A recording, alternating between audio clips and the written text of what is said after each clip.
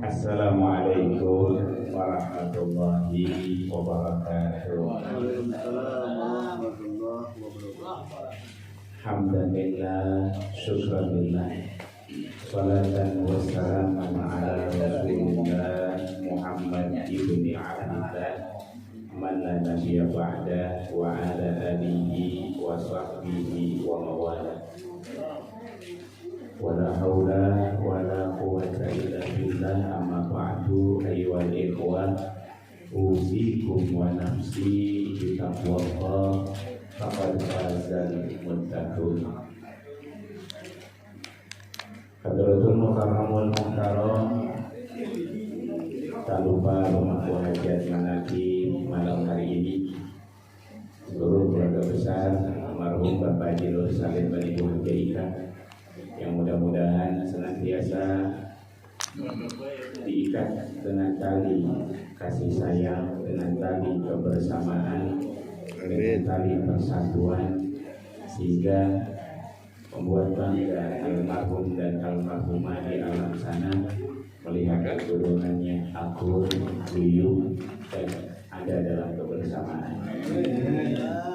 Para kesepuhan manakib dan khotaman yang sama hadir, para asatidz, mubalik, bapak, ibu, ikhwan akhwat thariqah qadiriyah Naqsyabandiyah, pondok pesantren Suryalaya, rahimahumullah. Kita masih ada di bulan Shofar, bulan yang maknanya saja beragam, bukan satu, sehingga wajar kalau kita wajib tahu banyaknya pendapat ataupun hikmah di balik bulan Shofar.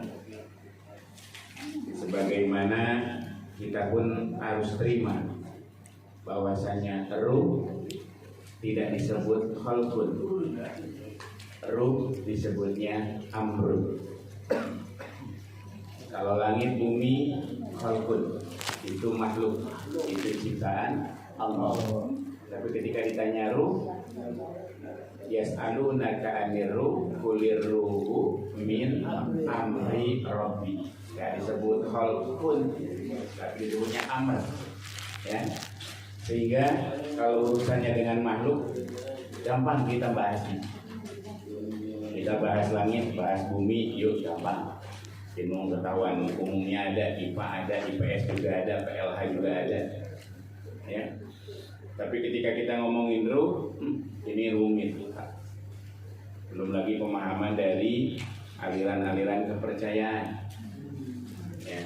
Sehingga banyak urusan ruh yang tumpang tindih yang kita nggak ngerti. Di masyarakat pun demikian. Kopi manis, kopi pahit, buat karubun. Padahal kan Ustaz juga masih suka.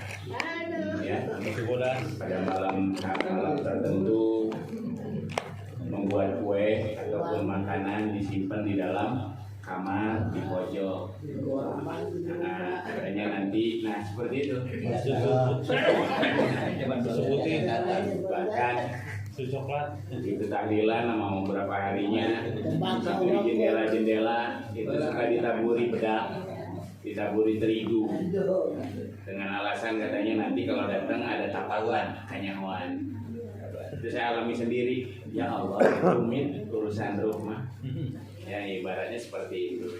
Sama bulan Shofar juga, maknanya banyak, wajar kita harus terbuka. Yuk lihat. Nah, bahkan diantaranya yang masyhur adalah pendapat Ibnu Mandur yang mengatakan disebut bulan Shofar liispa lima kata min ahliha ila safar.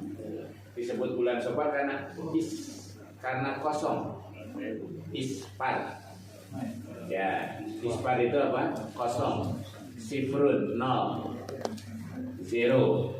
Ya, Shofar itu zero. Karena kosongnya kota Mekah dari penduduknya, karena pada bulan tersebut mereka safaru, mereka bepergian. Karena 3 bulan sebelumnya kita ketahui sebagai bulan haram, Dzulqa'dah, Dzulhijjah, Muharram. Di bulan haram ini mereka senangnya di rumah. Dzulqa'dah, Dzulhijjah apalagi mereka ibadah haji sibuk, gak kemana-mana. Maka begitu datang bulan Safar, udah berangkat semua. Ibarat orang Indonesia, tempat wisata gara-gara Covid ditutup, begitu boleh, masya Allah numpuknya. Ibaratnya seperti itu. Maka disebutlah bulan Safar. Mana yang lain masih banyak, minimal. Yuk kita rubah sudut pandang. Karena tentang sudut pandang yang larinya keyakinan, ini khawatir pengaruh dengan akidah, pengaruh juga dengan imun kita. Jadi iman pengaruh, imun juga pengaruh. Ya, beda juga loh imun. Ya, karena kaitannya dengan sangkaan kita kepada Allah Subhanahu wa Ta'ala. Kalau kita melulu mengatakan bulan Safar bulan bala, bulan bencana, bulan penyakit, itu jadi tasawuf. Anggap bulan Safar itu tasawuf itu nganggap sial. Saking nganggap sialnya sampai nggak ada yang berani nikahin anak di bulan Safar. Saking tasawufnya nggak ada yang berani hajatan di bulan Safar. Hitanan nggak berani, segala macam nggak berani, pindah rumah nggak berani di bulan Safar. Entah kenapa. Apalagi nanti hari Rabu terakhir bulan Safar lebih horor lagi.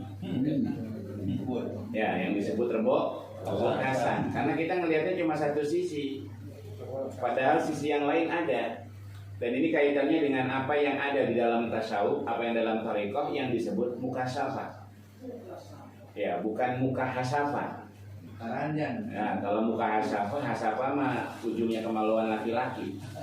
Jadi kalau mukahasyafah berarti katingali ya tanah. Imam mukasyafah, inkisaf. Inkisaf itu terbuka kayak ini hordeng, kita buka, namanya inkisaf. Jadi kelihatan, yang tadinya terhalang jadi tidak, yang tadinya nggak kelihatan jadi kelihatan. Itu namanya inkisaf. Lalu mukasyafah. Orang-orang tertentu diberi hadiah oleh Allah mukasyafah. Contoh Sayyidina Ali radhiyallahu an, beliau pernah minta ke Allah di inkisaf waktu Sayyidina Umar bin Khattab meninggal dunia. Begitu. Sayyidina Ali ini bisa dibilang hasud, iri, tapi irinya halus. Ulama nyebutnya gibto. Saking hebatnya Umar bin Khattab, saking hebatnya Umar bin Khattab, Sayyidina Ali penasaran. Rasul pernah bilang setan aja pergi kalau melihat Umar bin Khattab. Beda sama kita mangomai. Setan ningali orang kesel. Bangsa ini. Terus iya orang kesudu ke terus setan. Kalau udah digodain, salat terus setan. Nah, lalu saking pengennya ini orang selama di dunia setan ke iblis ke ngacir ningali manehna. Kira-kira mungkar nakir kumaha ke di jero kubur. Akhirnya begitu Umar bin Khattab meninggal dunia, Sayyidina Ali minta mukasyafah, minta diinkisaf, minta dibuka, pengen ngeliat al-barzakh. Dikabul oleh Allah Subhanahu wa Ta'ala karena memang udah makomnya Sayyidina Ali mana. Orang mantap ngomongnya. Can makomna orangnya. Nah, akhirnya kelihatan begitu Umar bin Khattab dibangunkan, datang munkar nakir. Itu munkar nakir kalau bahasa kita tuh udah diserem-seremin lah. Nah, digagah-gagahin pengen nanya Umar bin Khattab. Begitu ditanya marab buka Umar bin Khattab, kamu nggak kenal saya? Kalau bahasa kita ya. Saya ini temannya kekasih Allah, orang makhluk yang paling Allah cintai, Muhammad Rasulullah SAW. Masih mau nanya saya? Nggak jadi. Ngepel. Gagal. Nah, nanya ke Allah, gimana ya Allah? Udah biarin aja. Itu diantara bukti inkisaf. Tapi yang paling pelajaran yang kita ambil dari ini, Umar bin Khattab masih nyebut satu nama yang paling agung, yaitu Nabi Muhammad SAW. Kita boleh nih. Asal yang disebut ma'ruf, orangnya ma'ruf bisa mah. Ya, ma'ruf gunakan. Asal orang yang kita sebut itu dikenal oleh makhluk-makhluk di sono, di alam sono. Jadi malaikat ya wauben. Ibarat di Manqobah yang ada di Manqobah ya. Marbuka Abdul Qadir, wa man nabiyyuka Abdul Qadir. Karena yang disebutnya orang ma'ruf di sana dikenal. Jadi kalau ditanya, kamu siapa emang? Mang Omai saha kan jadi bingung nanti. Sebab di sana itu maklum nggak dikenal. Makanya bersyukur punya guru. Suatu saat kita rasakan nanti manfaatnya kita nyebut nama guru. Amin. Karena guru kita mah roh di sana. Kalau cuma makhluk di bumi mah belum tentu, nggak jaminan dikenal lewat medsos, YouTube. Amin. Beda judul dong. Menyebut ngarang. Ya. Artinya punten itu ada dari sananya yang namanya muka salah. Sama, bukankah rebo wakasan yang selama ini kita tahu pun hasil muka salah. Ada ulama yang dapat penglihatan dari Allah turunnya balahi pada rebo terakhir bulan Safar. Nah, ada ulama yang udah nggak terima nih, para Abdus Solihin nggak terima. Masyarakat kok makin tasya'um, masyarakat makin menganggap sial bulan Safar, komo hari Rebo. Nah, akhirnya sama kayak tadi Sayyidina Ali, deus ka Gusti Allah muka sapa ngadu ke Allah. Mereka mengadu tentang tasya'umnya umat manusia terhadap bulan Safar, terhadap hari Rebo.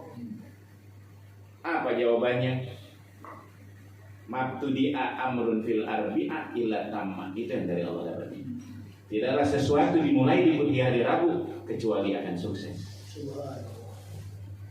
Artinya apa? Daripada kita melulu nganggap sial hari Rebo, bulan Safar, kenapa nggak kita ngambil sisi lainnya?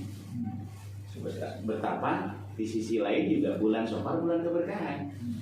Sayyidina Ali ditikahkan oleh Siti Fatimah ditikahkan oleh ayahnya baginda Nabi Muhammad SAW kepada Sayyidina Ali itu pada hari Rabu. Jadi seolah-olah Rasul ingin nyiptain tradisi yang baik di bulan Safar untuk menghilangkan tasawuf tadi, untuk menghilangkan tatoyur tadi. Kayak Bang Haji Abu bilang tadi, bikin bakaka, pada bawa kasan, biar jadi tradisi yang baik. Insya Allah saya tunggu Bang Haji nanti bakaka. Iya, jadi Rasul pengen ngajarin. Bahkan apalagi ketika dalam hadis riwayat Imam Muslim itu dikatakan khalaqatur bata fi sabti. Allah mencipta tanah itu di hari Sabtu. Wa khalaqan nur fil arbi'a. Dan Allah mencipta cahaya. Yang kita tahu teori cahaya ya, mencipta alam semesta itu pada hari Rabu.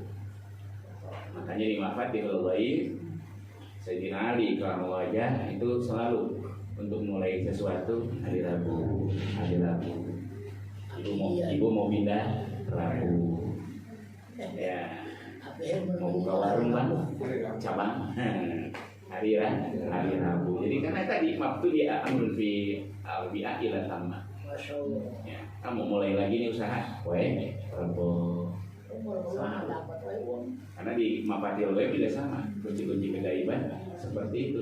Tujuannya biar tadi jangan anggap sial hari Rabu, jangan anggap sial bulan Safar. Apa yang ada jalanin aja udah. Artinya nggak ada bedanya bulan Safar dengan yang lainnya, tapi kita hati-hati. Ya, di antara maknanya kan kuning. Tetap jalan mah hati-hati, bukan stop. Ya, jangan berhenti, tapi terus supaya kita nggak salah sangka. Bahaya kalau terhenti ini kayak sekarang ini umat manusia silen. Iya. Silen di bulan Safar teh sampai benar nggak ada undangan kan? Punten. Asal kemarin mah bulan Muharram masa ayat 3 ayat 4 sapoe teh. Ada belum ada. Yang bulan Maulid kayak di biji bulan teh. Mulutnya. Ya Allah. Ini bulan Safar karena takutnya karena tasaum tadi menganggap sial. Terbuktinya COVID 2 tahunan nggak peduli bulan, tiap bulan tiap hari, nah hari ke bulan Safar silen. Ibaratnya kan seperti itu, kita mah yang jelas-jelas sedunia masih kayak gini, sama bulan Safar sampai nggak berani nikah. Yang khawatir kebaikan ibadah dibatasi dengan bulan Safar, kesalahan maksiat terusin. Punten. Itu diantara makna sofar yang harus kita ketahui. Lebih baik kita menyibukkan diri dengan optimis kepada Allah tentang bulan sofar daripada kita terus-terusan pesimis tentang bulan sofar. Karena kalau udah masuk kepada keyakinan, ini mengaruh kepada iman dan imun. Lihat orang yang lagi sakit kan, yang kena COVID kemarin, disuruh jatuh pikiran naon mana? Bisa cager kan? Karena pikiran suruh positif thinking terus. Ya dimotivasi. Nah kalau kita pesimis dengan bulan sofar selalu melihat sisi yang negatifnya doang, ini khawatir merusak iman, merusak imun. Kalau imun mungkin urusannya duniawi doang, iman. Kenapa? Karena Allah Subhanahu wa taala dalam hadis qudsi sudah wanti-wanti. Kalau sudah rusak dalam kamu, ana inda zoni abdibi, kata Allah kan gitu. Aku tergantung sangkaan hambaku kepada diriku. Ya kita nyangkanya yang buruk-buruk, akhirnya terjadi yang mana? Yang buruk. Kenapa nggak kita bangun optimis, bangun rasa motivasi yang baik, positive thinking. Jadi jalanin enak, bulan sofar ibadah. Ya, nggak ada yang berkurang. Emang harus nikahin anak bulan sofar, yuk nikahin anak. Emang harus nyunatin anak bulan sofar, yuk sunatin anak di bulan sofar. Mau dagang, sok dagang. Asal tadi kebo yang diambil, ya supaya kita nggak hidup nggak bimbang. Apalagi udah dikasih zikir, udah talkin zikir, ditanam zikir, masih siang kayaknya segala endah. Kan bingung, katanya rajanya kikir. Tapi ku sopan, sieun bingung, jeung rajana king of the zikir. Tapi sieun itu bulan sopan. Bisi-bisi ieu. Nu nikah di depan Ka'bah ge loba nu cerai. Ku sieun-sieun teuing, di depan Ka'bah bulan haji sakitu teh. Ya. Ada yang bulan Ramadan nikah di depan Ka'bah. Tetap aja masalah rumah tangga mah nggak ada urusan sama itu. Supaya jangan cegah kebaikan, karena Allah mengatakan wa'adul khaira tuflihun. Buatlah kebaikan kapanpun dimanapun, pasti kamu beruntung. Nah kalau kebaikan dicegah di bulan Sofar, keburukan dibebasin bulan Sofar, kita melawan Allah Subhanahu wa ta'ala. Pengusaha apa udah nyontoin kok walau bulan Sofar, ya manakiban jalan terus. Padahal manakiban gara-gara bulan Sofar. Ramadan terus kenapa? Karena khair. Ini kebaikan, manakib itu ibadah kehadean. Tong eureun gara-gara naon ge? Fisarro wa darro. Lagi gede duitnya walaupun lagi kecil punyanya. Lagi sempit maupun sedang luas, tetap jalan terus tuh. Jadi ajarin sama pengasabat. Nah orang jadi kena bulan Sofar. Terbawa kasar semata-mata itu mah kewajiban kita melaksanakan apa yang diajarkan oleh guru. Tapi dari tanggal 1 sampai terakhir Rebo, kenapa kita hidup dengan kebimbangan? Terbawa kasar main itu mah tugas kita laksanain. Di Inkisab tadi muka sapa ulama yang satu, ulama yang kedua kita gabung sekalian. Ini positifnya, ini negatifnya. Untuk hati kita harus tahu dampak negatifnya agar kita hati. Masya Allah, supaya kita makin yakin diajar zikir kan supaya optimis. Kenapa milih pendapat yang pesimis? Tinggal bangun optimisnya. Ya, optimis bahwa tarekat Qadir Naqsyabandiyah gak akan keluar dari Al-Quran dan Sunnah. Buktiin. Jauh-jauh pengarsa apa langsung kepada pengajengan pengarsa apa almarhum ajengan jajan bilang ilmu itu penting. Ya, bahasa Sunda ilmu itu penting. Sakitu keajengan ngomong. Kenapa? Bulan Sofar gara-gara ajengan jajan disuruh ceramah tentang rebo wakasan. Padahal seumur hidup ajengan jajan katanya ini ajengan jajan mau cerita. Dulu penataran mau balik. Seumur hidup yang pernah melaksanakan rebo wakasan. Ujung-ujung kita ceramah tentang rebo wakasan kan bingung. Alah.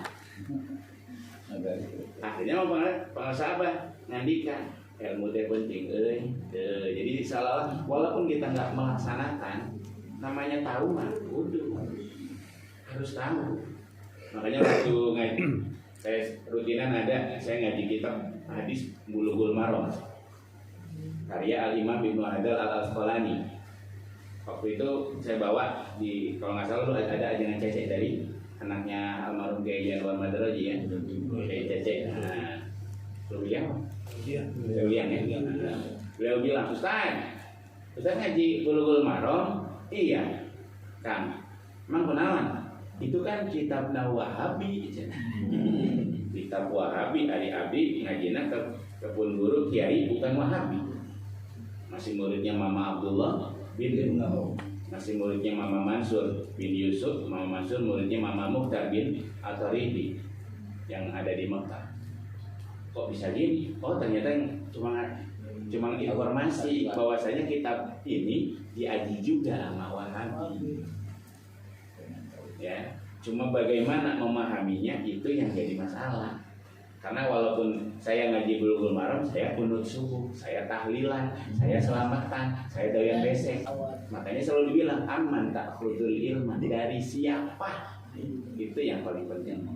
Kamu ngambil ilmu dari siapa? Nah pengasah apa cuma ingetin aja ilmu teh penting. Walaupun ini katanya diaji sama kaum itu ya saya mau belajar aja. Karena ujungnya ilmunya yang harus diambil penting. Jadi sangat keliru bila ada ikhwan yang mengatakan tarekat mah amal, lain ilmu. Amal kan kudu pakai ilmu-ilmuan. Bukan begitu maksudnya. Ngaji mah wajib. Jadi kalau ditanya ngajinya Iwan kapan? Manakiban. Kenapa? Karena di dalamnya ada khidmat ilmiah. Jadi pengarasa pengen ngasih dua-duanya sekaligus, ya amal ya ilmu. Jadi nggak ada Iwan yang tanpa ilmu. Bisa jelasin sama orang luar, silakan. Nggak bisa tawakuf nyerah. Maaf saya nggak tahu. Nggak bisa kita nyebut guru kita di luar. Masa ada pertanyaan dari orang luar jauhnya pakai amal? Tentu jauhnya pakai apa? Pakai ilmu. Kan kita berangkat dari background yang berbeda. Tuh Pak Polisi backgroundnya apa? Sebelumnya saya nggak tahu kan. Apakah santri atau bukan? Santri bukan Pak? Bukan. Bukan. Sama dari Bujil. Omai santri bukan backgroundnya dulunya. Latar belakang santri bukan. Santri bukan kan backgroundnya masih banyak yang harus dicari kan tentang itu semua. Contoh aja. Ketika Nabi mengatakan idza tasa'afa ahadukum falyadhu yadahu ala fihi wa la ya'wi fa inna syaitana yadhaku lahu. Apabila salah seorang kalian muak itu bahasa Sunda baik dalam sholat maupun di luar sholat, jujur kurang osoknya sholat atau di luar sholat. Namun sholat namun biasanya sholat subuh kan doa kalau macamnya tarawih ibu-ibu tarawih sana di rumah bangun tarawih sampai doanya. Nah ternyata diajarin sama Nabi. Kalau sama Nabi diajarin pasti guru juga sama. Cuma karena kita nggak tahu jadi kita keluar jalur. Nabi bilang kalau kalian helai, salah seorang helai, simpan tangannya ke mulutnya. Kalau kanan yang ini yang dipakai, kalau kiri yang dibalikin. Sekarang kita bikin yang baru gini. Oh. Ini kan baru berarti. Covid kan? Ya kan? Ada lagi tangan dua. Ternyata disuruh memang sama Nabi. Sholat, baik. Nabi kalau masih bisa ditantang nggak apa-apa. Tahan jahurnya, keluar air mata. Tapi kalau mau dibuka silakan tutup. Batal Ustaz? Enggak batal, cuma sekali kok. Ya kan? Setelah semuanya satu pesan Nabi, wala ya'wi, jangan bersuara. Iman masih bersuara pas lagi kan terlalu. Melanggar sunnah Nabi. Masih ada? Masih. Dimana di GMPS dibahas ini juga jujur masih. Nah itu lihatin. Padahal yang lihat itu siapa? Orang yang suka dan yang ngewak ke ajaran Surya Laya pasti tetap memantau Pak. Sekecil mungkin. Wah ini Surya Laya besok. tarik pikirna ya. Mulai. Itu sih Suryalaya. Suryalaya udah manehna we nuon. Pilu. Jadi Suryalaya kena jetanya. Artinya mau nggak mau dia harus belajar kan. Yang beda kan cuma tarekat, syariatnya mah sama. Yang beda kan zikirnya. Ilmu Islamnya harus sama dong sama yang lain. Pelajari juga tuh sepele, iya tapi fatal loh akibatnya. Udah beres kalau nggak sholat, kalau di luar sholat begitu beres selesai baik, a'udzubillahi minas syaitonir rajim. Disuruhnya gitu. Jadi selalu pintu-pintu setan tuh nggak cuma berzikir, iya kayak ditutup. Berzikir jelas, depan belakang dia batas bawah berzikir. Tapi kan banyak pintu setan yang lain diantaranya. Sholat sunat ayo pada maghrib deh keluar weh cengar deui kan gitu borok jangan-jangan gaweuna tina naon ya tina setan disikat punten ya walayawi tadi ingat jangan bersuara Bu kalau Bapak bersuara ingetin Pak kenapa fa inna syaitana yadhaku lahu setan yang serikeun jadi kurang lamun geulai bari disada kurang terus stand up komedi di depan setan berarti bisa serikeun ku setan insyaallah. Begitu juga dalam berdoa masih ada yang suka salah kaprah. Orang tarekat mah gak usah berdoa, Allah udah tahu. Yang jadi masalah disuruh, ya kan?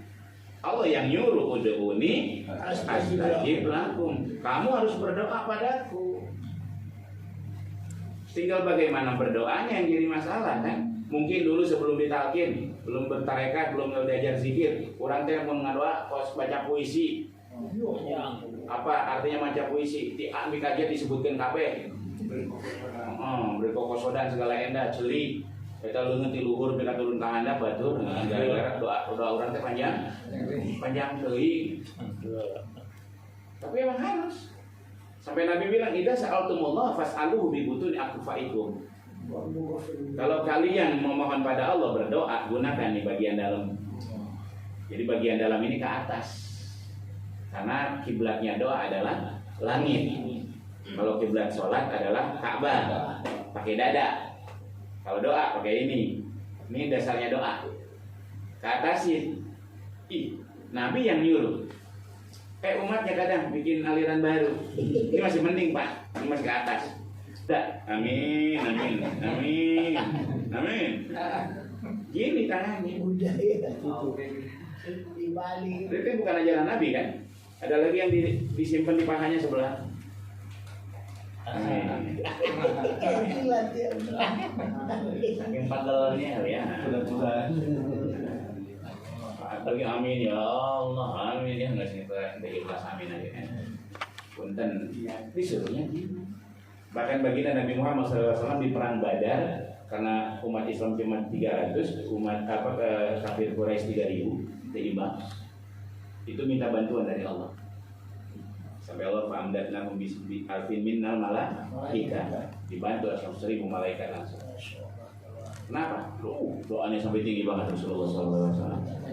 Sampai kelihatan kayak putih-putih kakeknya. Nah, kalau kita mungkin bukan putih makanya hijau, burik, burik. Nah, saking pengen di ijabah. Ini keadaan. Ya, wala taruduha hatta tamsau biha wujuhakum. Dan jangan disimpan ke bawah lagi sebelum ngusap wajah. Jadi kalau beres doa wajah yang diusap. Balik lagi ke bab wudu yang dulu namanya wajah min.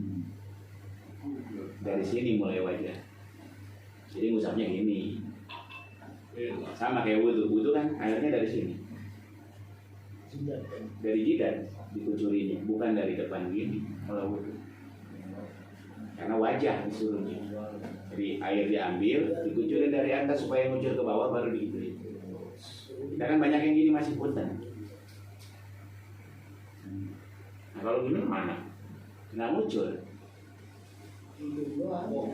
Jidat tidak kena air. Tidak cuma kena basahan doang. Usap namanya, bukan basuh. Doa juga sama, beres gini. Apa yang terjadi sekarang umatnya bikin aliran baru. Amin amin. Wah. Kisbai.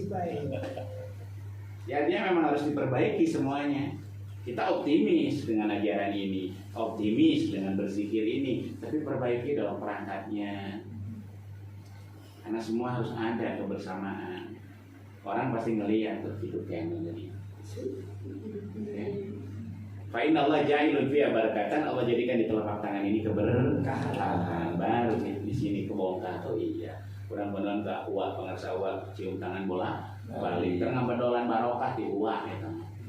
Dulu zaman pengersa abah masih ada cium tangan bola balik. Kayak naka umi, kayak naka para putra. Apa dolan berkah hungkul. Ya. Makanya ada ulama yang begitu beres santrinya pulang, ceri tahu ya Allah karakter detik isi berdoa. Kayak orang mah kelakuan kalau susah kemen. Kayak gini yang dicium. Artinya apa Pak? Yuk, akhirnya kita belajar. Kita nih kok, betul cium tangan kain mainan mantep, tahu kan Pak? Tahu kan Pak?